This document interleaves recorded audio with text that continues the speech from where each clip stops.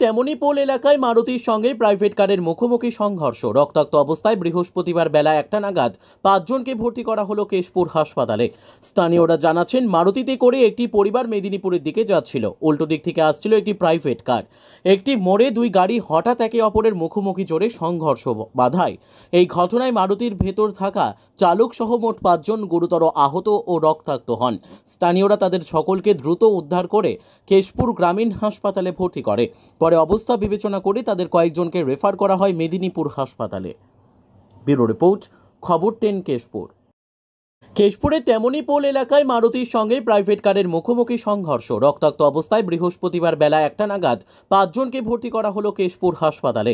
স্থানীয়রা জানাচ্ছেন, মারুতিতে করে একটি পরিবার মেদিনীপুরের দিকে যাচ্ছিল। উল্টো দিক থেকে আসছিল একটি প্রাইভেট কার। একটি মোড়ে দুই গাড়ি হঠাৎ একে অপরের মুখোমুখি জোরে সংঘর্ষ বাধায়।